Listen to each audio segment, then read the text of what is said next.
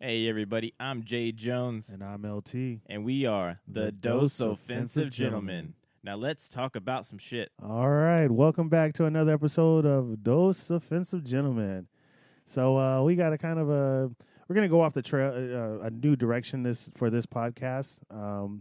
So we're gonna talk about traveling. One of the things that one of our shared interests here. So this last week, both of us went on trips. I went to Romania, several parts there, and got to go around. And you went to The Garmisch and the Zugspitz. wait, what's And the Zugspitz, yeah. really? Yeah, you have to say it that way. Otherwise with it's so fake. It's not real. with the It has to be authentic. I was gonna try to do a Sweet talk Romanian, saying, but I it'd know. been so stereotypical because it would have been like blah blah blah. It's like, I want to suck your I want blood. to suck your blood. I mean, because I was all over Transylvania this past week, so it would have been appropriate, but it would have been so wrong. But with that, for the spoils of travel, I brought back some new drinks for us to try. So this week we will not be drinking whiskey. Oh Dun, dun, no. So this week we're going to be drinking. I brought back actually two versions of it as a drink called Palinka. Palinka. So what Palinka is a Palinka is basically a very strong fruit brandy that's very common within that region. I think it originally originated in Hungary, but you can find it in Hungary, Romania, Czech, all throughout. And the two versions I brought back today, I brought back the traditional one. Is actually called Palinka de Ardeal. Ardeal, I believe, is just like another name for the region of Transylvania. And it's the traditional one made out of plum. And the second one is Palinka de Peri, um, which is a pear. So one made out of pear, one made out of plums. And the one that's made out of pears is it's 50%. This is gonna burn. This is gonna Wow. hurt, man. And the one oh actually they're both 50. Oh So Just for reference, the whiskeys that we've been drinking straight, neat, no ice, no water down. At least in the beginning, those are about 40 to 45%. yeah, and these are both starting off at 50. So kind of Oh, strong. yeah, it's gonna hurt. So a little bit about Palinka. It was first documented in 1540, and now is essentially a common drink, a staple of Romania. It says guests will never leave without even getting a taste of a small glass of Palinka. It is deemed one of the traditional Romanian spirits, given its unique taste as well as because it is 100% natural. The traditional spirit can reach up to 65%. 65. Based off a story I'm going to share later on, I believe that because the Palinka we had initially tried was very strong. I took one glass and I was like, yeah, I think I'm good. Yeah, I think you should just have that in like operating rooms. Like just disinfect the fucking floor. Just drop it on there. It'll kill everything. Yeah. Oh So my goodness. usually, and from what I was told, it's usually shared, sort of like how at the end of a meal, a lot of people will take coffee or espresso or something or a Right. brandy. Yeah. Same way, at the end as a what do they call it, a digestive? Digestive, yeah. Yeah, Well, it digestive. depends where you are. A digestive. Yeah. It's a digestive. It helps you digest, which Blah, blah, it blah. works. Yeah. It so, works 100%. So, but unfortunately, I also saw it drank more as in a casual setting as well. So it's for the hardened drinkers. I think this is something of a challenge for them. Unless you're Romanian, then it's just normal. Yeah, I'm not gonna lie. I have water on standby. I'm gonna chase the fuck out of this. The moment I saw 65, I'm like, fuck that. Well, so we're gonna have like two. We're gonna go through both of them. So we're gonna start off first with the pear version, And so with that, and the continuing with the DOG tradition, I'm going to offer a Romanian toast. I don't speak Romanian, and I tried to learn some of it while I was there, but I'm pretty sure it's going to sound shit. So basically, the toast is simple, one word. It's norak. And it means, it translates basically to luck. But basically used the same way as we use cheers. All right. Woohoo! Oh my goodness. Oh.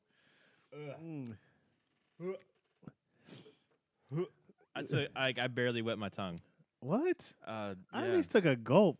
Yeah. I no. Oh man. That's strong, dude. That is strong. So I haven't tried the pear version. I feel like I drink whiskey for a living, and this just fucked me up. Well, I drink for a living, so. But this one, I mean, this is actually like I can actually tell the difference from. I've had the plum one before. Mm-hmm.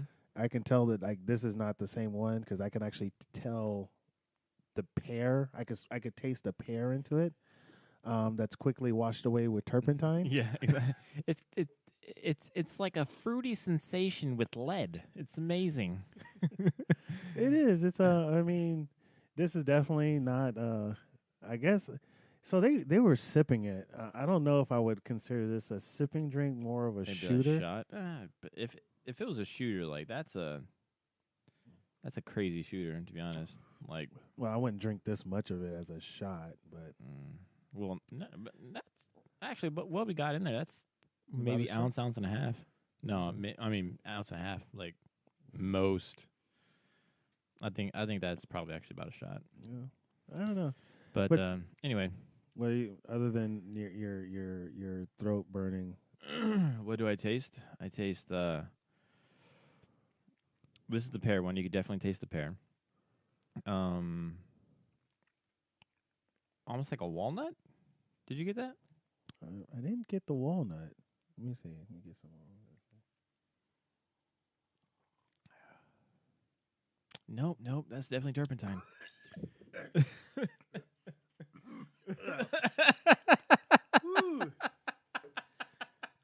Yeah, that one. Woo.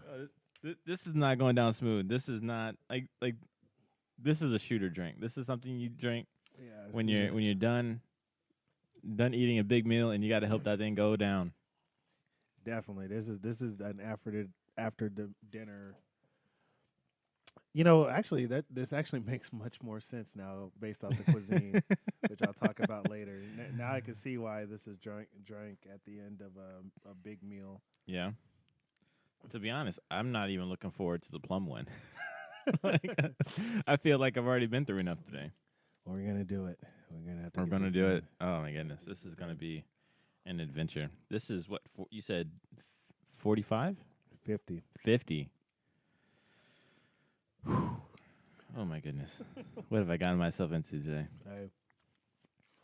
This is what we do when we travel. So I guess while we're finishing this as well, I want to talk about the. I'll let you on your segment, but I wanted to talk about the food. Because one of the main reasons I always say one of the main reasons I travel is to eat.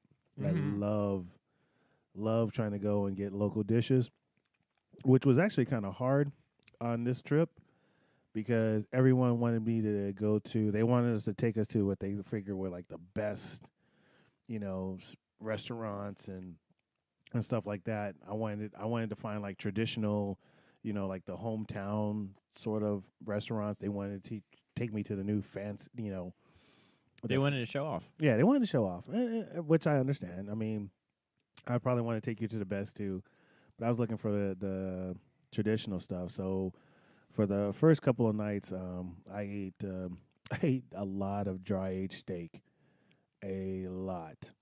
I have a question. Yeah. Are you saying that like it's a problem? No. Okay, good. Because if you were, it was definitely not a problem. Because actually, the first place we did, we went to, it was in Oradea. It was called Meatix. Mm-hmm. Right, Meat IX.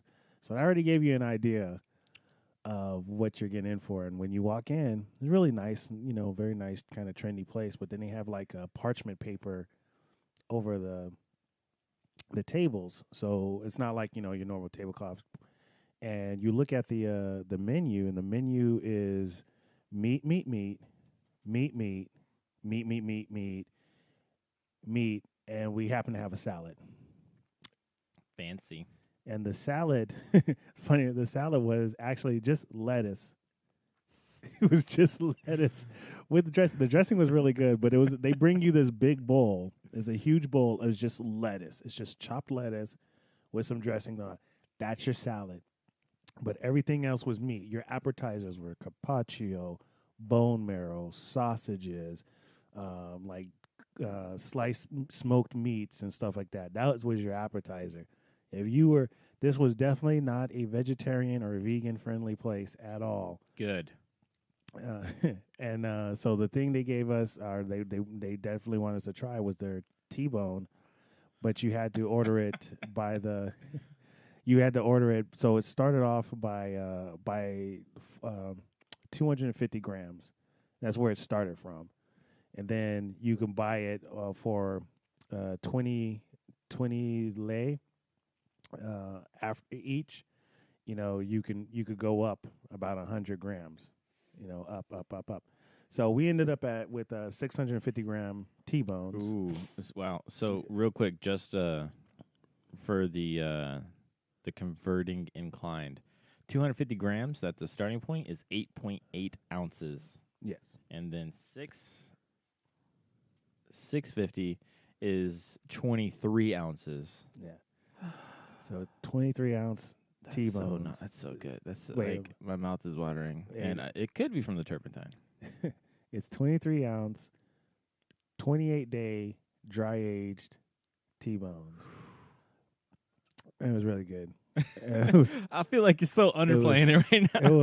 It was so good. It was just like one of those meals where you're just like, you know what, life is good. I just want to take a nap right here.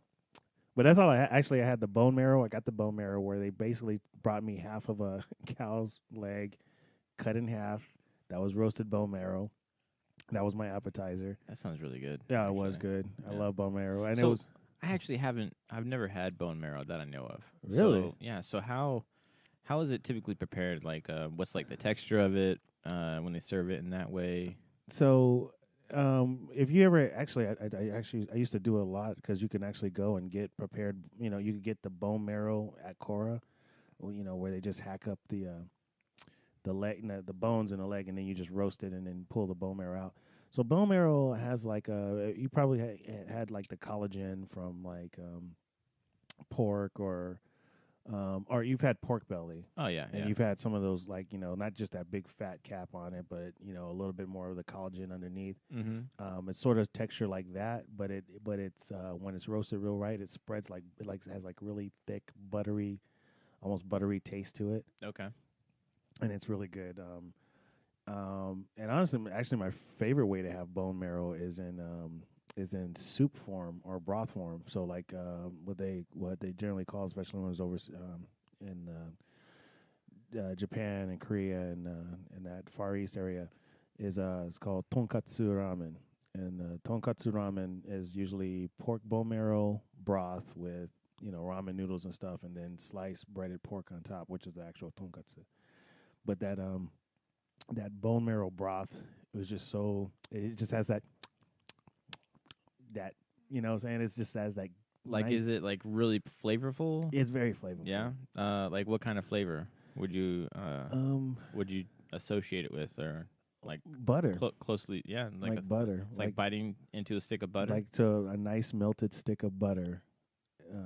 You know how like when you get like a T-bone or a ribeye, a good marble ribeye, and you have like those little nice soft fat deposits that just roasted real nice. Like where it's like a little bit charred, but then it kind of melts in your mouth a little bit. Yeah, that's pretty much what you get with bone marrow. Yeah, that sounds really good. Yeah. That sounds really good. Yeah. I really want steak right now. Like, especially since you're talking about your... Oh, we're going to go through more steak. I want 750 grand. I have to one-up you, please. Yeah. I want all the steak and eggs you have. So we went from that one. So we had that one night, and then the next night they were like they're gonna take me to another place, and they're like, oh, you got to try the steaks here, and I'm like, but I had steaks last night. So I actually said to the waiter when I sat down, he's like, you wanna? He's like, you have to try the steak. I said, well, I had steak last night. He goes, you didn't have steak here. So I was like, oh, My man. I was like, oh, okay. And he's like, this is what I recommend for you. And they had this thing called they called it the Dallas cut, and it was basically a bone-in ribeye. Oh, tomahawk. Yeah, it wasn't. It didn't have the tomahawk, so it wasn't. Oh, It wasn't. it wasn't the long. The long rib bone, Oh, but man. it still had the bone into it. Yeah, and they also, I guess they tried to one up the other place because theirs was 30-day Ooh. dry age. You go 28. I go 30. We went 30, and that was good. But for my appetizer there, I had actually two appetizers that were amazing. One was their dry aged tartare, beef tartare, and Dry aged. dry aged beef tartare. I didn't even know that was a thing. I've I've had tartare before, but I haven't had dry aged. Apparently it is because I said this. I was like, dry aged tartare. I was like, I've eaten a lot of tartare, but none of it's been dry aged. So Sounds like we need to go back 'cause I need steak. yeah, so I had that, and then I had the duck breast carpaccio. That sounds phenomenal. Oh, it was phenomenal, and whoever did this, they did a wonderful job. They had it cut so thin and was pounded so right that the pieces of meat just melted in your mouth. And I was just like, man, I had both those appetizers, and I'm like, I don't know if I even need the steak. And then the steak came, and I was proven wrong. You need this meat. I needed it. So the third day, I was like, look, guys, I want Romanian food. I want to try Romanian food. Okay, steak. So for lunch, they took me to another place. They were like, "Oh, it has Romanian dishes, but this is what we're gonna have our special for today, which was chicken breast with gorgonzola sauce, and it was delicious. Sounds good.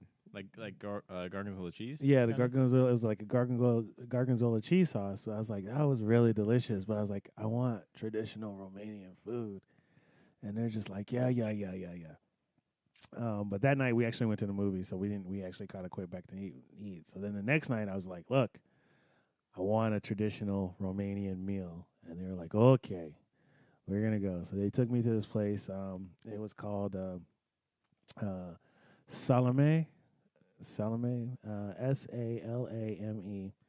and it is it's actually named after a traditional meat sausage that's common in Romania. And I finally had my first Romanian meal, and it was actually really good. And I was actually pretty surprised. They did a lot of pork, and a lot of smoked pork. I'm sorry, it wasn't salami. It was Sarmale. It wasn't the pork. It was cabbage rolls stuffed with meat, minced meat. That was the name of the restaurant, and it was also one of the dishes that I tried. I had grilled minced meat rolls called I think it's called meatsi. Oh, and my favorite was the tripe soup. The tripe soup. Tripe soup. What is tripe? So tripe is like the stomach and Oh yeah, innards yeah. of It's it. like It's okay. like menudo. Yeah, So, yeah. That's what I was thinking. yeah. So I love menudo. So I was very happy to have tripe soup. They had polenta, but I didn't eat much polenta. I mean, I took a taste of it, not because I don't want it, it's just because I was on. I've been doing a keto diet, so I've been avoiding carbs as much as possible. Sounds boring. Eh, So while we're talking about boring stuff, let me tell you about Oradea. That's where you were, right? That was the second place, but I was Yeah. in two. But Oradea, yeah. Oh, the other places were in Bucharest, or And it was Bucharest. Well, there was so I was eating both in Bucharest and in Oradea. okay. So a little bit about Oradea. It is The capital city of Bihor County and Krisana region is one of the important centers of economic, social, and cultural development in the western part of Romania.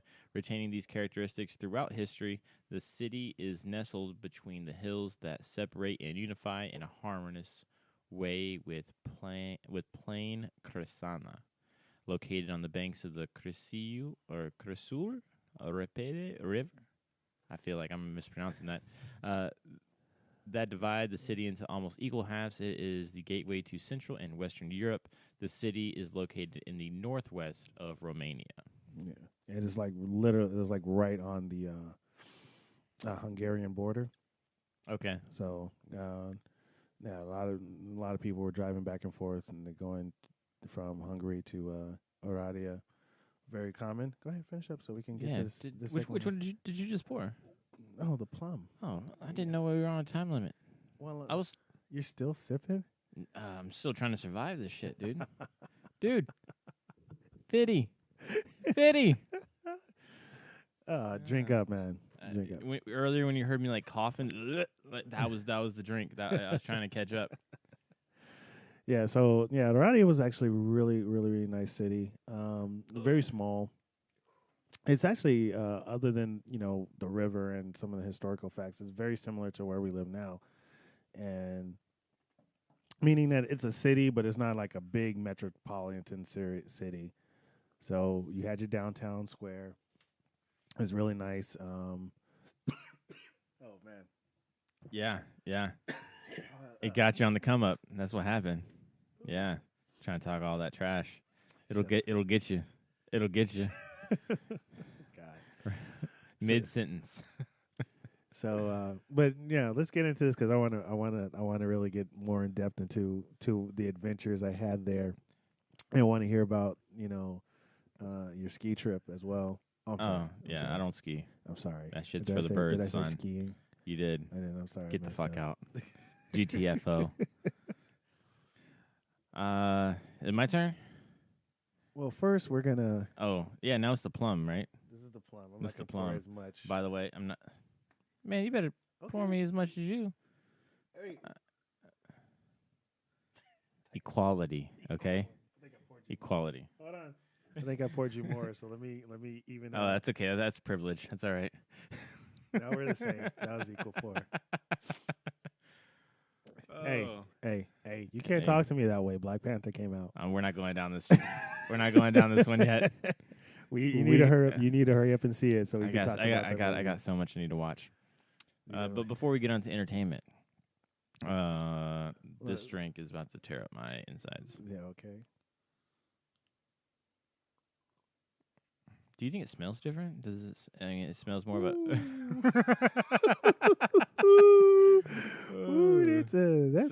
Take a whiff of it. Take a whiff of it. Does it smell like different than the pear? Oh, much different. Yeah. Yeah, different fruit, man. It's.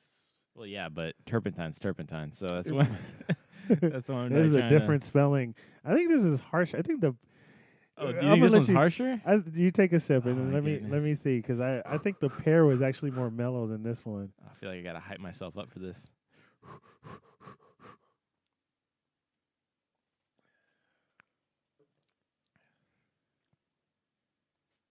What you think? For those of you who are listening at home, Jay has a very twist up and contorted face at this moment. It's yeah,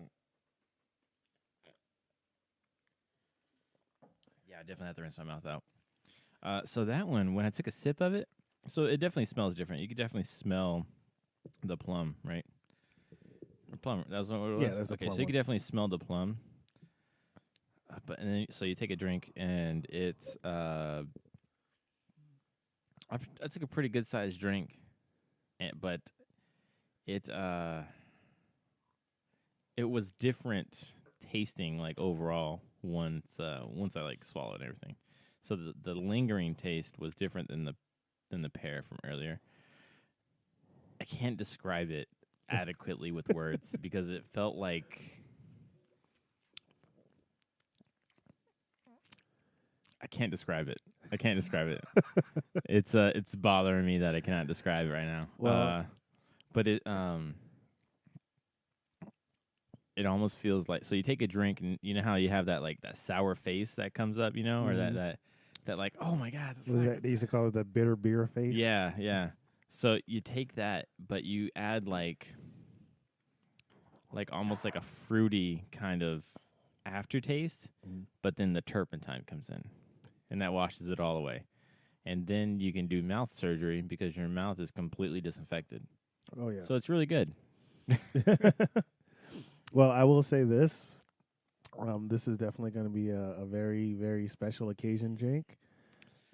Or just like an after dinner shot kind of thing. Yeah, probably something like that. But Like, I guarantee, I believe these bottles will stay on my shelf. this is not going to be the easy drinking. These bottles will stay. Like I can't keep whiskey on my shelf, but this will stay there. I will keep Palinka on my shelf. I think that's safe to say. Yeah.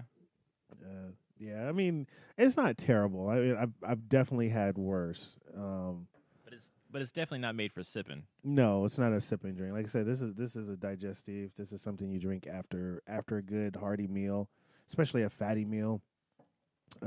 See, that's where I fucked up. I should have ate before we did. I should have had a big ass steak so that I wasn't so meat envy.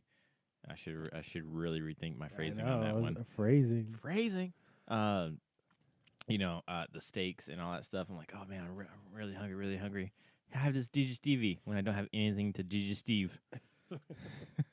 True. Well, we got to prepare. We should at least had some exquisite meats and cheeses. Ooh, to snack on. The platter. So I guess for the next one, the next liquor or spirit we do, that's this harsh. Well, we're gonna have to get a platter or something. Yeah, I'd have to say so. You're gonna have to cater to me. I'm catered.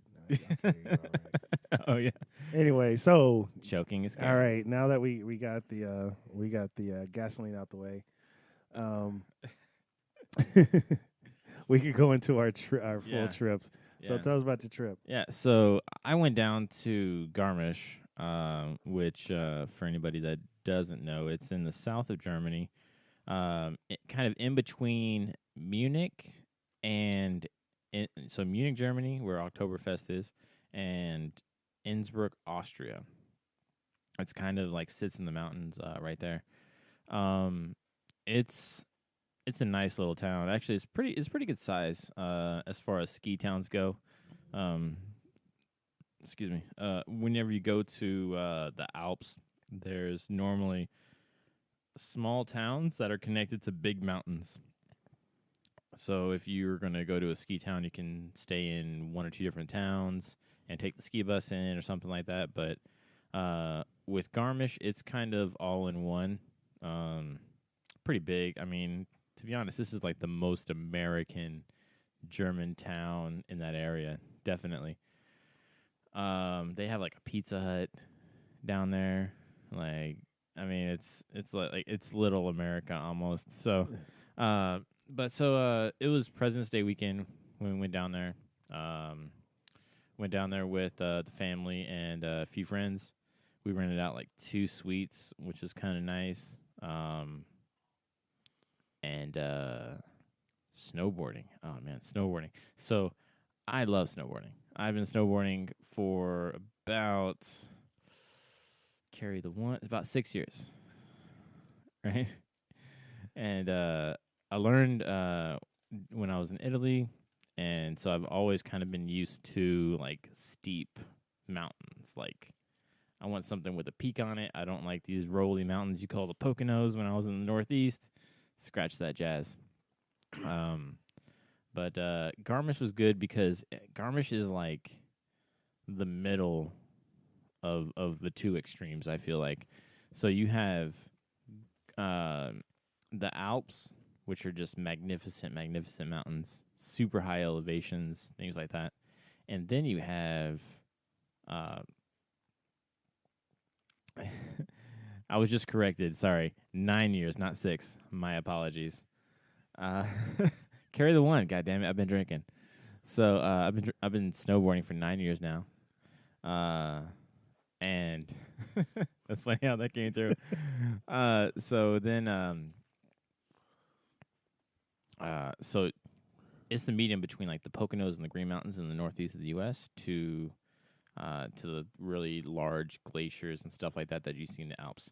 Um, and what I mean by that is it's not super high. Like they had the Zugspitze, which actually the Zugspitze is one of the tallest peaks in Germany and also one of the tallest in the Alps.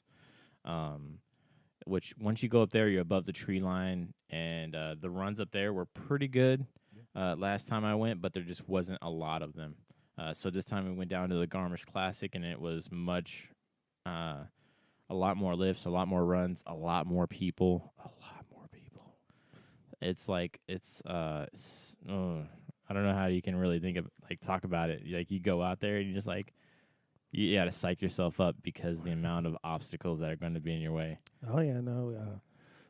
Fun fact: I actually learned to ski on the Zugspitze. I'm so sorry for you. Yeah, skiing sucks.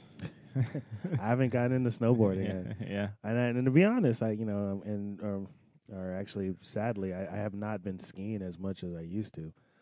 I used to go skiing quite a bit, but I don't know with family because no one else in the family skis. Oh no, I take that back. The wife and kids went to France one time to learn how to ski. I think the kids probably liked it more than the wife did, but well, France actually has like some of the best skiing in the Alps. They have Chamonix, which is like easily within my top 5 places in the world. Where Chamonix, for anyone that doesn't know, is pretty much a French town in the valley of the Alps, right by Mont Blanc, and it is essentially half owned by French, half owned by the Brits. So you go down, and it's extremely multilingual, especially for it being such a tourist attraction with all the skiing and extreme sports. There's all kinds of extreme sport videos on my Facebook feed with Chamonix in it. You have like paragliding. What's the squirrel suit? Wingman. The wingsuits. Yeah, wingsuits. Snowboard, skiing. You have like the off-piste stuff that goes on there. Mountain climbing, things like that, and it's ridiculously high. I mean, we went up to the observation point. I think that's around 14,000 feet at that location, and that we were out of breath going up the stairs. Like, I mean, you're walking up there and it's just the air is so thin, it's ridiculous. And so there's actually at the observation deck you can look over into Chamonix itself, or you can look in the opposite direction and see Mont Blanc. Now, Mont Blanc is really high. You know how I know that? Because when you're standing on the observation deck, which is around 14,000 feet, you still look over to Mont Blanc, and it's a kilometer higher than you are. Like 1,000 meters. So how does that compare with Garmisch? Shit. Garmisch is shit compared to Chamonix.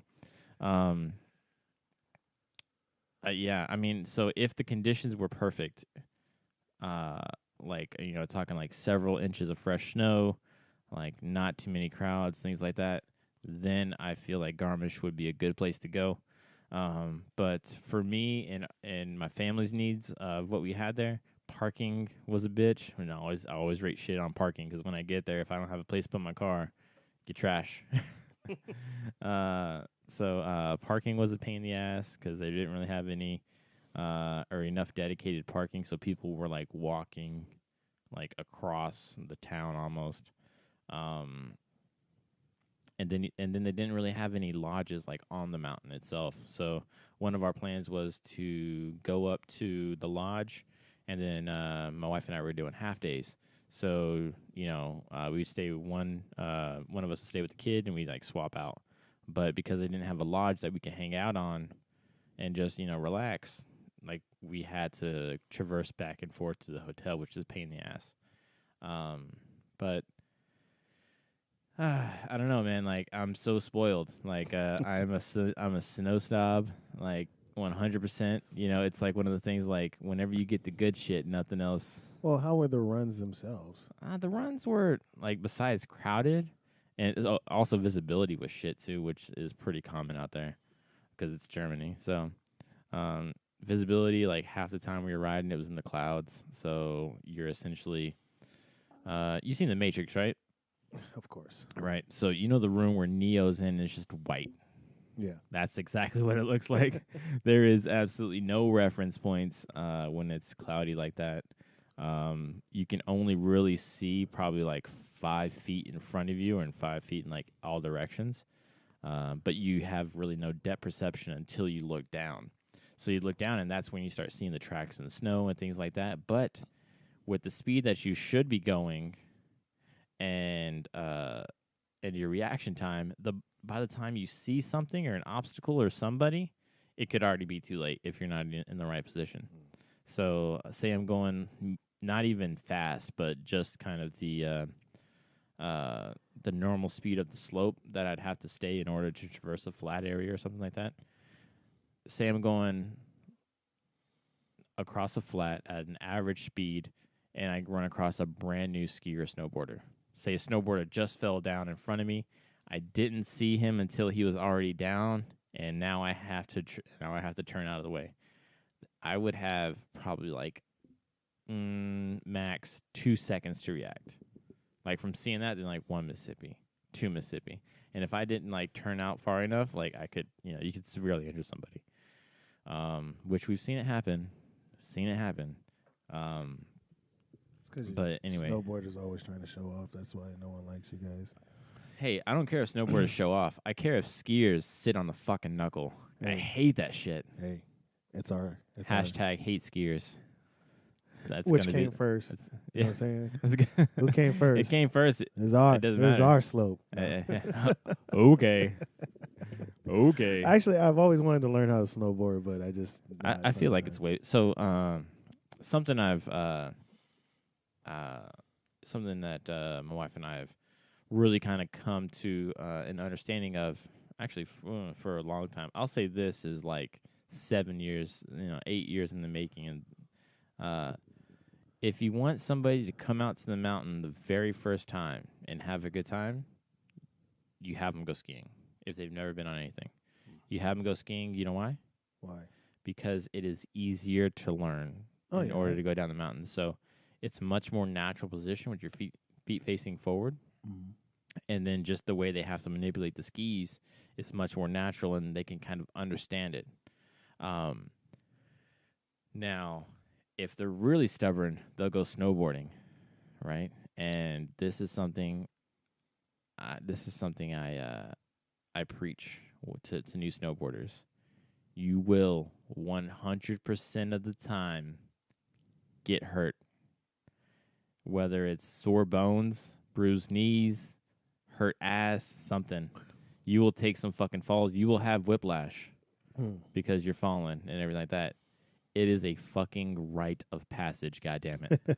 I'm a firm believer on this, man. I'm a firm believer on this because you have people that, they're like, oh, no, I've never fallen. It's just like, well, then you don't really snowboard. You kind of coast down the mountain. Like, if you're not actively, carving, if you're not actively shredding, as we like to call, then you don't really have an understanding of what it's like to fuck up. So you don't have that point of reference to say, no, like he just smashed his face on the glacier. Like he went face first. Oh shit. Like because I have fallen. I have damn near fallen off of a mountain. I have fallen at the bottom of a run when I tried to stop. Yeah, that's a funny story. I went snowboarding with a skiing friend of mine, and we make it all the way down the run, and this is when I'm still new. And he stops, like we're at the lift. He stops, I stop right next to him. We make eye contact, and then I just start fucking leaning back. Whack! I cracked my head. Like it was like you take a piece of wood and you just tip it over. And it was like solid on ice. And then I just went home and bought a new snowboard. I said, fuck this. Oh, God. But so Garmisch. It was nice to get out. Like we've been to a lot of places. It was nice to get out and go and hang out with friends. But for the snowboarding piece and everything like that, and if you're looking for a quick weekend, just to go, especially for people in the area, it's nice. It's not a bad home mountain because it's pretty big. But if you go down there expecting like the full Alps experience, you're going to be severely disappointed. Severely disappointed because there's so many other great places in the Alps. So outside of the snowboarding, when we first got down there, we tried to go to this place. It was like a wild game place to eat. And, we've been there before, and it was fantastic. And we get there, and it's like 10 o'clock. I'm like, oh, I looked on Yelp. This place closes at 11:30. We got plenty of time. Get in there. Yes, we'd like a table for 4, please. Today? Tonight? Like, chick, are you offended? Yes. No, I came in here asking for a table tomorrow. I'm like, what the fuck? Why They're like, you're going to make us work? Yeah, well, she had to tell me that the kitchen was closed, and really? I'm like, really? Okay. So essentially, we went to the Italian spot around the corner. They had some decent pasta, some pretty good pizza, but Italians are always open late. Like their places are open late. We ended up eating with the staff because everybody else was out of there. But yeah. I mean, I was kind of weird. You have an hour and a half left of business to do, and you close the kitchen. I think that's the time they kick people out. Like, I think that's like that time on Yelp was like the time they were kicking people out. Oh, man. But I mean, the food there is very stereotypical. A mix of Italian and German. So you'd have your schnitzel and things like that. But we find ourselves going more and more to the Italian restaurants, because it's typically it's familiar. Not only that, but I mean, we're definitely familiar with Italian and German foods. But they're typically just open longer and more receptive to larger groups. Is what I've learned, and it's very casual in there. But we did get a really good place to eat. Oh man, why am I drawing a blank? So it was like hotel or restaurant Vaughan, VAUN, and we had steak and ravioli. Oh my goodness, the steak was not dry aged, but it was delicious. And they gave us a artisan. I don't know what's the word. Artisanal. Artisanal. It was something with artistry in it, like oil and truffle, I believe, to go on top of the pre-bread workout. You like what I did there? And butter and things like that. It was just a fantastic spread. But it turns out that all of us except for one of us ended up getting the special. So like I can't really say that we all got like this different thing and tried it, because we were all like, no, that looks so good. I need to have this. I need to have the special. This place is phenomenal. But I mean, besides that, it was kind of a bland trip. It was good to get out for the long weekend. Well, then enough of your crap. I know. Let's get on to my vampire killing adventure. Oh, Van Helsing. Van Helsing, really? You think you're Blade now? You think you're Blade now? Now? What do you mean now? Now. Go to Transylvania one time. This is actually my second time, but this is the first time I got to enjoy myself. First time you didn't? First time was on business. There was no fun to be had. Oh. But no, so I although I did have I think part of my adventure was actually just getting there as well. I flew into Bucharest, and I actually had to have when I flew in, I had a 9-hour layover before I flew to Oradea. So when I first got there, I didn't know what to expect. I was like, I didn't book a hotel because I was like, I didn't want to go sleep and, miss my flight or anything in the morning. So at first I was like, oh, I'm going to hang out in this, I'm just going to hang out in the airport and just chill until I saw what the airport had to offer and realized That's probably not my best bet. Sorry, I just finished my drink. That is fucking horrid. So I actually had I went outside, went to the car. I got a cab, which I actually like their cab system. You know, they had a nice little kiosk. I went in, told them what I wanted to go, punched in, and then it spit me out a ticket. And this cab, you know, this number will take you here. And so you already knew how far it was, you know, so you had a good judgment of the fare. So, you know, So you didn't prepay. You you just didn't prepay, but you had like when you put it in and they gave you the ticket, you knew how far it was. You had an idea because most of them was like, you know, two leo for per kilometer, and like 1 leo is like 26 cents or so. Oh yeah, it's not bad at all. Yeah, so it was like, you know, you had a good price. So I went there and I was like, hey, take me to a bar. So I like that. Let's see how shady it is. yeah, Is he going to take me to his cousin's bar? Is it going to be a good bar? yeah. Is it Well, going to be on the other side of town so he gets a good fare? The cabbie was like, "Oh, do you want to see the ladies?" And I was like, "Yeah." well, I ain't here to fuck spiders, mate. It's like I was like, "Yeah." I mean, like, I don't want to go. You know, granted, and just to be fair, I'm very happily married, and you know, my wife listens to the podcast, so she will definitely have issues. She would have issues with me doing other things, but I'm pretty sure she knows me well enough that I don't want to go to a bar with a bunch of dudes in it because that's going to be awful. So, Well, I think you also have a story about that actually happening. yeah, Well, not this trip, but it's happened. Yeah, you get little man syndrome. Yeah, and you're a big ass fucking dude. but that's a story for another time. But I get to the bar, and we sit, and I order a couple of drinks, and you know everyone's like, "Oh, you know, you want to go?" They're trying to give me all these tips because I have to come back through Bucharest on my way out, and at that time I had a 12-hour layover.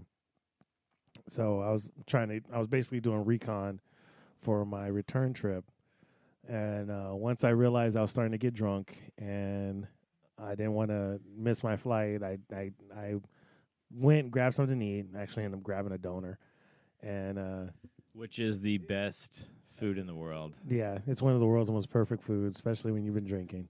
Oh, like You can't go wrong with the donor. You really can't. You can't. Like it's funny because you know, and I just want to side note this real quick because the donor deserves its own little bullet point. The donor, we've been drunk in many cities, right? Especially in Europe. And if you're drunk and you catch a whiff of donor, you instantly know exactly where you are. Yep. You're like, oh, yep. Donor's this way. That's where I'm going. And you could follow your nose literally all the way to the shop, and then just engorge yourself once you get there. It's fantastic. I can't trust a man that doesn't like a donor, especially if you go out drinking and you say, "Hey, you know, we're drunk. Let's go grab a donor," and someone says, "I don't like donor," you leave that person there. He is not your friend. He's not. He's a psychopath. Yeah, there's something wrong with him. Yeah, or he doesn't have a tongue. So anyway, I grab a donor, I go back to the airport, and then there was a search for a place to try to get a quick nap before I got on the plane. And this place, this airport has like no place to sleep. There's no benches. Like everything's seats. Like there's no like long benches or anything or anything. So, and they're very short on outlets, which is what everybody is looking for in the airport. So did you have like the asshole that put like the outlet stickers on the poles? No, no. I think that's great. I would probably hunt that dude down there. But no, I finally found a corner and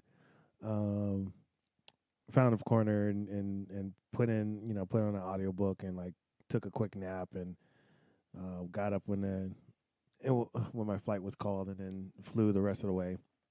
But when I got to Oradea, I took a taxi into the downtown or to my airport, my hotel first, and it was actually really nice. I was trying to get a feel of the city, but the one thing I did notice was about the architecture. There was like it was so mixed match.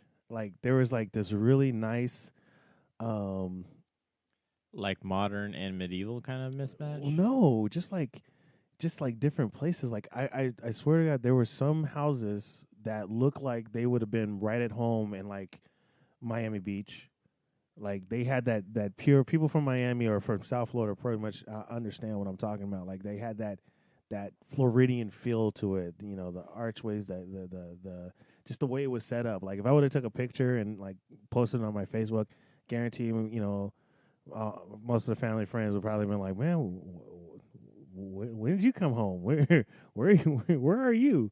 I was like, no, I'm in Romania, and then you'd have like a older like Gothic style architecture, like kind of reminiscent of like Russian old Russian. I'd say not Gothic, some like more old Russian type architecture, Like very square, well, kind of, square and or you mean like the little, Red Palace Kremlin kind? yeah, more like Okay. the Kremlin sort of thing, and then you'd have like very modern stuff. So it was like weird, and then you just have like old and dilapidated. Like you did literally have like a very nice house or apartment block or something right next to like the dilapidated building, and then you know another house or something like that, or church or something like that. So it was kind of weird on that point. And I took pictures of a lot of these because I was just like, wow, this is weird. It's like, you know, the mix match of architecture. Anyway, so going out and about in the city after in the evening was actually pretty nice. So one of the things that I joked about a lot is that while I was there, I can tell you right now, while I was there, I have seen I ran into a grand total of 5 black people in both cities. 5. Now Like total. this is not a bad thing, you know. This is Romania, all right. There's not really black Yeah, people black people is not the first thing I that imagine. comes to your mind. You're like, you don't No. go to Romania. And I think of expect to see it. Slavs. You do. You I do, think of like the squatting at least the Slavs. Romanis and stuff like that. But it's like I joked because you know me and my friend we went out and he's also black and we one night we went to go see Black Panther again Oh, you saw it out there for a second time? for a second time. And I thought the funny part about that, now granted, a lot of people in Romania do speak English. It was very common. It was very common to come to someone, and I guess I don't know if they just deal with a lot of Americans or a lot of English speakers, a lot of Brits and stuff, because there was a lot of Brits there too. But it was like they were like they're gonna try English first before they tried anything else. Well, that's something I've noticed in my travels is English is by far like the Star Wars equivalent of Galactic Basic, which if you're a nerd, you know what I'm talking about. But it's essentially like the common denominator, because you have Hollywood, you have all these other things where if especially what I've noticed is the more Eastern European and the smaller the country, the more languages they speak and the more likelihood that they speak English fluently. Yeah. Well, and that's true. Well, because in Oradea, a lot of the a lot of the signs were you did get a lot of signs that were in Romanian, Hungarian, and actually it usually went Romanian, English, and then Hungarian. Most of the signs that were there. I can see that, yeah. So it was like very common. But when we went to go see Black Panther. By the way, you're welcome for that. What? If it wasn't for us, you want to have you want to have English in Hungary. I just told you Black Panther came out. Don't be talking to me this way, okay? But anyway, I'll Eric Killmonger your ass. Well, I haven't seen it. Stop trying to fucking. Oh, you need to hurry up. But so we went to go see it, and it was 2 black dudes coming, 2 big black dudes at this. Right, so we're going in, and it looked like it was so funny because it looked like everyone was like looking to us for guidance on the movie. Like, can I enjoy this in your presence? Yeah, we're like, hey, we're coming to see Black Panther, and they're like, okay, and then we walked in, and they were like, because it was sold out. It was sold out. Like we got like the last 2 tickets. Wow. That were available, and it was like we walked in, and they were like, oh, black people. Well, yeah, they only see you on the big screen. Yeah, exactly. That's what it seemed like. It was like, oh, they only, I'm granted, I'm being facetious on a lot of this, but You should have been like, where the fuck's my red carpet? But I'm in the I'm fucking pretty movie. sure they've seen black people before, but it was just so funny because there are not many of us that were there. That a lot of them were like, and then we were talking about Black Panther because me being a huge comic book nerd that I am, we was talking a lot about Black Panther, and there was like people like around like asking questions or looking like they want to ask questions and enjoy it and engage in the conversation after the movie was over, and I was just like, yes. So were you like comparing it completely to the comics, or were you? Because so let's quickly kind of recap. Not a huge recap, but so the MCU, the Marvel Cinematic Universe, they've taken the comic storylines and merged them into something new, right? Yeah, they did, but they also even though they kept a lot of things close to what Black Panther is about, they did diverge through the canon, so to speak. Mm-hmm. They changed a lot of things. So, like in Civil War, T'Chaka dies, but it is Zemo that kills, or the schemes that Zemo put in place. Mm-hmm. And not Ultron. No, it was Claw, Ulysses Claw. Yeah. But he was in Age of Ultron. Yeah. But it was Claw that actually kills T'Chaka, not Zemo. And there's a lot of other things. I don't want to go into it without spoilers just yet. Thank you. We will have a we'll do a Black just Panther for Black Panther. But anyway, so yeah, it was a great little thing, and we went out, and people were very helpful for us. Anytime we were trying to get around and we ask questions, people would without a doubt were willing to help us. I don't know if it was just like that we were two big imposing dudes, or they were just naturally friendly. But everywhere I went, though, if I asked questions or needed something, people were ready to help. So nightlife in Aradia, considering that I was there mostly through the week, was not that much. I mean, of course, normal bars and pubs were open, but and people were friendly enough, and the Palinka was always flowing. I don't know why you took more than a few drinks, because I'm done with this, man. Like, I can't believe you made me drink this. Well, it was kind of hard because since I haven't been drinking beer. There's whiskey. Well, there was whiskey. Actually, they had a good selection of whiskeys out there and scotches to accommodate me, because I went to one place more than once, and everyone was ordering beer. And normally I'm a beer guy too, but I was like, I gotta get the scotch. And he was like, "Oh," I walk in there, he goes, "No beer, no beer," and he's like, "Your friend he doesn't want any beer." And I was like, "Yeah, I'm just gonna get some scotch." And he's like, "Okay." And he was ready. So I came in the third time. He actually poured the scotch for me, and before I even got there to the got up to the bar. Oh no, he's like, he's coming. He's gonna want this. He saw me walk in. What kind of scotch was it? So I had Macallan, I had the Abalor. Oh yeah, you showed me the Avalor. The Avalor. I'm 3 drinks in. It's like, that's it. Well, it was supposed to be. We go like, 3 drinks in a podcast. It was supposed to be a more productive meeting, but it started off that way, and then it just eventually devolved into like, I was like, why did you call a meeting at a bar? There's only one reason you do that. Exactly. Like, did you actually expect this to be productive? I just want to know who opened the tab. There had to have been a tab. Like the tab, like the one that you could put anything on. Oh, you know what? I don't know. I didn't figure that out. Yeah, if somebody calls a meeting at that, they want you drunk, so you better like make them pay for it. Oh, well, I didn't pay for it. Boom! I didn't pay for it. Matter of fact, because when the first one came, they was like, "Hey, so I'm gonna get some drinks," and I'm like, "All right." And I was like, "You know what?"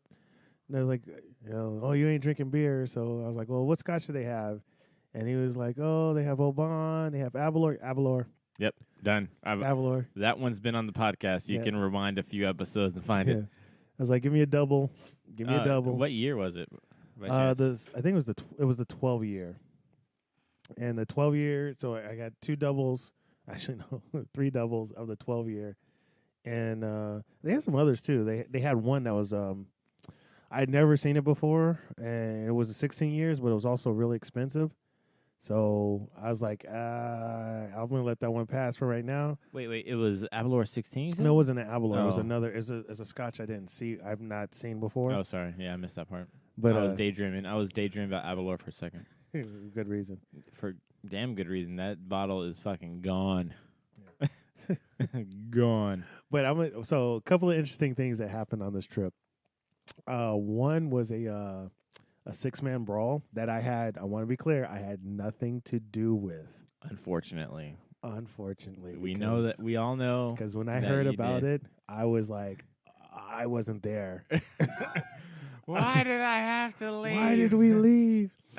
No, but there was we were at one place and we were drinking, and then we were like, okay, things are kind of winding down, and it's not going well. So we're like, all right, time to go. So we left, and we come around the next day, and they're like, yeah, y'all hear about the fight? And I'm like, what?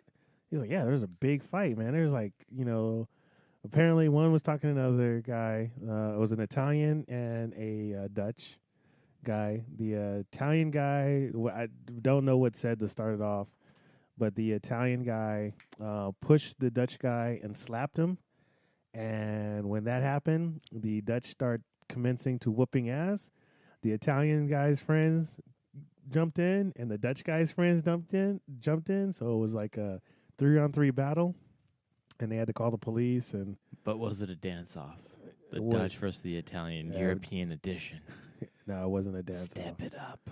But I was like, oh, my God, we missed this. I was like, there was a brawl, and I was not involved. It was probably for the best. But to be honest, I mean, let's think about this logically. If you were involved, nothing would have happened. Well, that's kind of You're true. a big-ass black dude. That's nothing would have happened. Well, they'd been like, no, I'm good. I'm good. I just saw Black Panther. My brother. We are cool. We are cool. Is this all good? Okay, grazie. Prego. Well, that's interesting you say that, because when I was coming home, and I stopped back in Bucharest, I was like, all right, I'm gonna go out and I'm just gonna go out and see Bucharest and see what's everything about. And I go out and I'm walking the streets. Like I literally walked the streets for like 5 hours. Ooh. Yeah, just walking around, seeing different sights and everything like that. And then eventually I was like, all right, I need to get me something to eat. So I found a restaurant. Look for a traditional Romanian restaurant. Trying to do the whole immersion thing. Yeah, pretty much. I didn't ask for because unlike Oradea is a small little city, Bucharest is like a larger metropolitan. It's going to be much more international, a lot harder to get kind of the authentic feel. Right, Yeah. exactly. So I was like, I need to go. I was like, well, if you were gonna go for Romanian food, where would you go? Yeah. And so they put me in the right direction. And then I was like, okay, well, I'm fed, I'm all right. I was like, well, maybe I just party all night, and try to do that thing again. And I realized I'm getting old. So my mind's there. It was ready to party, but my body just wouldn't go. Well, I was like, all right, maybe I need to settle down. So I was like, all right. I went and I found a hotel, and this is why I say the people were helpful, because I was like, I show up to the hotel, no reservation, just walked in. It was like, hey, I got a flight in the morning. I just need a place to crash for a couple of hours. Can I get a room? And he was like, yes, of course. He's like, dude, you just, for a couple, he's like, a couple of hours? I was like, yeah. I was like, what's your rate? And he's like, hold on. He went back. You, my friend, this is what I give you. And I'm like, I love that. Yeah. The personalized, the I'm making you a deal conversation. Yeah. I love that shit. So, I mean, granted, they're not losing out any money, but it's like, obviously, so he's like, yeah, I give you a deal. So he actually got me a room, balcony, nice little room. And I basically paid a quarter of, well, not a quarter, about a little bit more than half the average rate. But of course, I didn't want to just sit in a room all night. So I went out. So where I was staying at, where the hotel was at, was more like in the center, downtown, and everything like that. And I had walked around, and I'll tell you one thing. We need to step our gentlemen's club game up because there was like 5 gentlemen's clubs around the area, and when I say gentlemen's clubs, strip clubs, whatever, but this isn't no strip. This ain't no strip club where the chicks got bullet holes and stretch marks and shit like this. And Tammy's got like 2 kids and she's pregnant on the pole. I was joking. I was like, hey, I'm gonna find me my own Melania Trump up in this motherfucker. Because the girls were beautiful. I mean, and when I say high end, high end, what we would consider high end, but it wasn't really expensive because because that exchange rate. Because that you gotta love that exchange rate. that reminds me of Euro trip. Yep. And it's like, here's a nickel. Oh, thank you, sir. goes to the manager, slaps him. Wah, fuck you. I buy my own hotel. That's what it seemed for like. a nickel, yeah. But it was high, and it's like they didn't just strip. They like put on shows, like they were like full fledged. So it was actual entertainment. Yeah, it was actual entertainment. Like it was full fledged shows. You had the waitresses serving you, and I mean it was like, oh cool. And I'm like, oh, this is nice. This is really nice. And then I went next door. I came out there and I went next door to a little bar, and they had like live music and everything like that. And so I have this working hypothesis that's been proven right almost every time. And I always say that within 10 minutes of a black person entering an establishment that's playing music in Europe, they're going to put on hip hop. Well, not just hip hop. They're going to have some. They're going to start doing black songs. Baby got back. Well, not that. They should. They fucking should. But it was so funny. He's like, the guy was doing live music and all that stuff, and he was doing a lot of popular songs and stuff like that.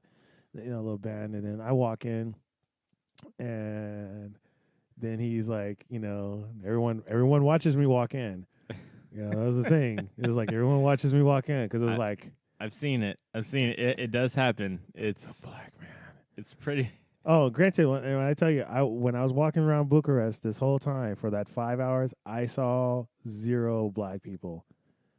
Period. One of the 5 black people I saw on this trip was one of the girls dancing in a gentleman's club.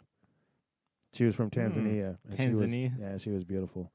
So I walk into the club. I walk into this bar, and everyone watches me walk in. And I sit down, and I order a drink. And first I order the first one at the bar, and I sit down. And as I'm sitting down, he starts singing Michael Jackson. But I mean, is this like early Michael or like late Michael? This is mid Michael. This is post bad. This is black and white Michael. Okay, so he was already Caucasian at this point. He was because he was still transitioning. Michael Jackson is like the only transracial dude that we will actually accept. Yeah, he was still in because even around bad and dangerous, he was a whole lot lighter, but he was still black. Like there was no mistaking. He wasn't alien Michael yet. It's all in the hips, really. Yeah. It's like, look at him dancing. No white guy moves like that. White guy moves So he started singing Michael, and I was like, oh, okay. And then he did Lean on Me. Lean on Me. Then he did Stand By Me. Really? Like back to back. He went like Lean on Me is like in a club? Yeah. What the fuck? Yeah. That's the worst playlist ever. Well, no, it's not a club, it was a bar. It was a bar with live music. And was this the strippers? No. This was just a regular different bar. one. Yeah, this was a regular bar. But still, like drinking to those songs? I don't know, man. I don't know. They were singing along. Okay, I'll say that because I've done a press ski, which for people that don't know, it's drinking after the mountain. It's like a full blown party after you come down from skiing or snowboarding. It's you wear all your same gear. You go into the bar, and they play things. And the most ridiculous old school song that we have are like party songs, like Sweet Caroline. Sweet Caroline, dun, dun, dun. Like fucking the crowd goes wild for that shit. Yeah. So, Lean on Me though. He did Lean on Me. He Wow. was like, yeah. And then he's like, when you gotta call on me, brother, When you need a hand. And they were all singing it, and I was just like, Wow. wow. I was like, okay. Because I'm that's like a really kind of chill, like, I don't know. Like, I would not think of Yeah. that as a drinking And music. then he followed it up with "Stand by Me," and I was just like, Stand by me. "Stand by me, Oh, oh, won't you stand? stand That's like Temptations back to by back, right? me." It's No, who did the first one? Temptations. Oh my God! I've seen It's Temptations still in one Black rendition History. of it. It's still Black History Month, man. I'm gonna need you to Yeah, step it up. so We got another week left. do you of really this. do you really want to go into that? I mean, because we could do a whole podcast on Black History Month. Of course we can. We should have, and then you're probably gonna get some talk about that. But Oh, we're of gonna course do we one will. on Black Panther. That's good enough. Anyway, I'm just saying, if Black Panther came out in March, you'd be pissed. Admit it. Yeah. Okay. All right. Anyway, so the funny thing that happened in the bar, that really drove home the fact that these people are not. I don't know if they're just nice or is it because I'm a big black dude, and I made an order, and it was busy. Everything's busy. I really didn't hold it against. I'm not really holding against the staff or anything. I'm not like rude, like, because I always tell people don't get rude with people who are fixing your drinks or your food. Nope. No, I used to work in a restaurant. I used to work in the kitchen. That's rule number 10. We will fuck your shit up. Trust me, it happens. Have you seen the movie Waiting? Waiting was a little exaggerated. Well, it was a little extreme, but very similar. We will fuck your shit up if you're rude. So I put in the order and for a drink, and it was wild. And like a song goes by, boom, no drink, and another song goes by, and no drink. So, the guy's still performing, and I'm trying not to, I'm not trying to be rude, and I'm trying to get their attention. And I was like, "Hey!" And apparently, I must have been drunk, hey, because it was loud, and the whole bar stopped. The dude stopped playing. Everyone stopped singing. Everything stopped. And it was like, they're all looking at me, and I'm like, oh shit. Oh, fuck. And I was like, You just messed with the black guy. I was like, no. I was like, oh, my drink. I just wanted you to let you know, I haven't got my drink yet. And the guy was like, oh yeah. I no. It's okay. It's coming right here. And I was like, oh no worries. I just wanted to remind you because I hadn't gotten my drink yet. It's been 2 songs, but I was just like, wow. I think I texted you when that happened. Yeah, you did. You're like, I just stopped the whole fucking bar. Whole bar, like the dude, and it's like, oh, man, I don't want him to be like, damn, this black dude he just came in here and he just acted out. I was like, no, I was just No.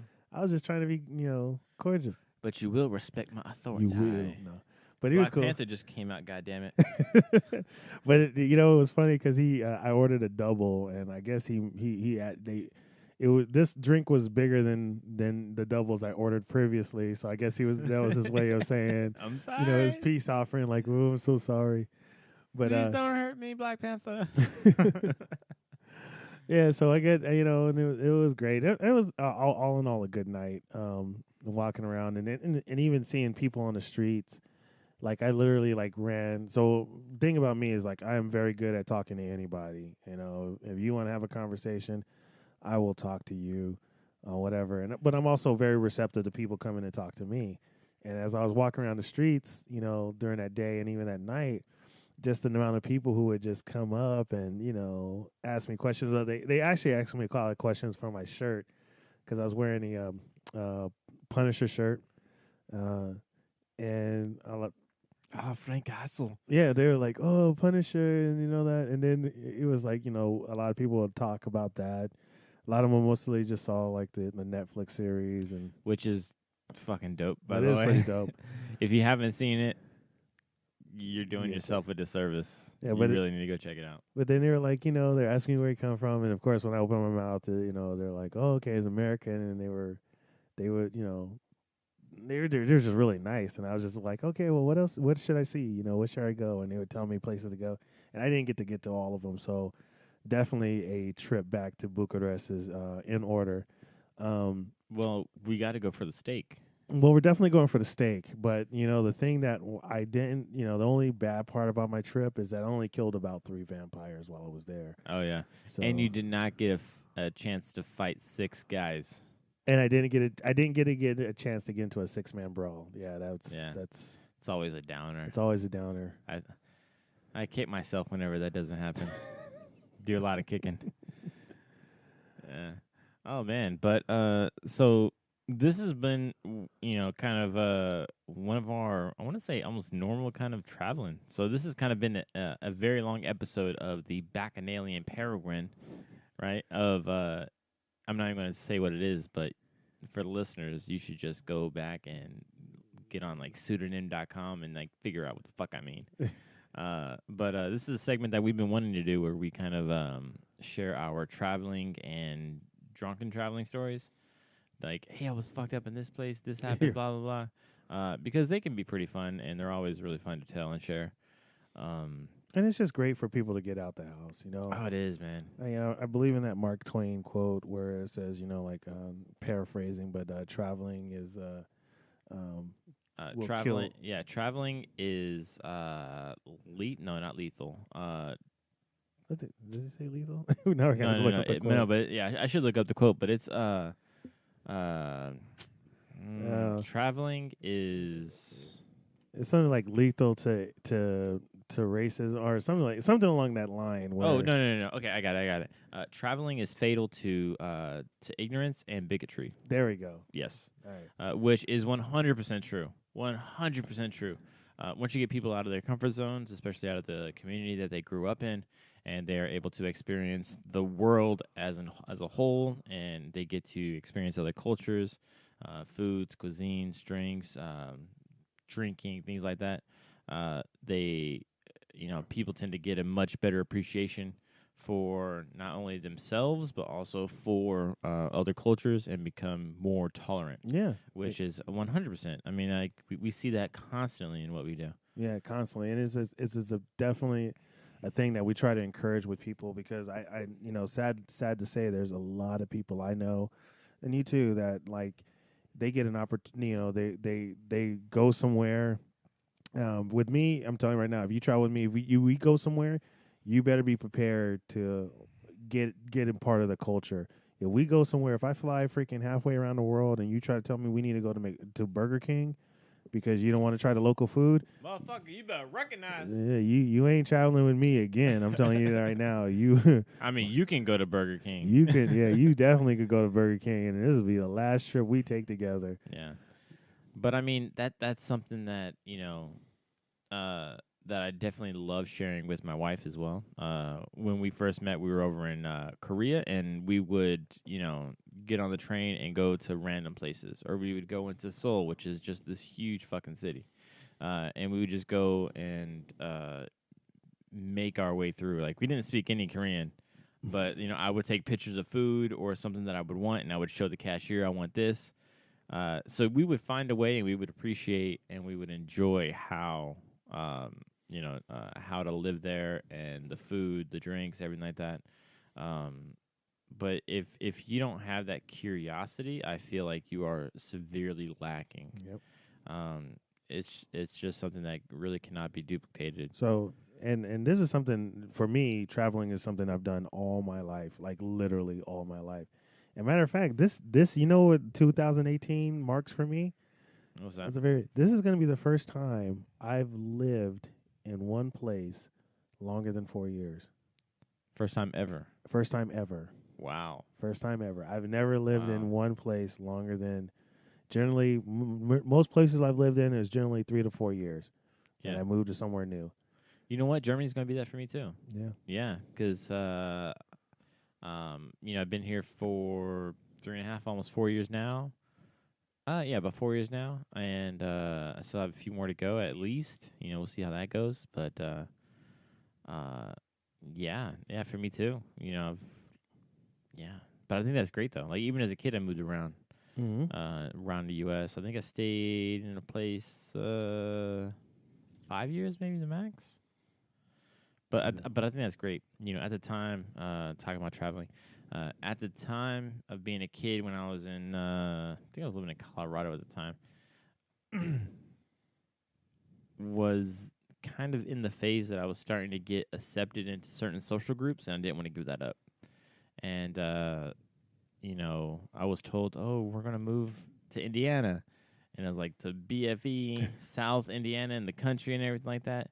And I did not want to go. I threw the biggest fit. I'm a kid, so I remember throwing that fit, and then I remembered, or then I had a fantastic time and learned so many different life lessons in Indiana. Being in the country, I got to experience things outside of the city, um, camping, bonfires, the Boy Scouts as a whole, like just the country way of living.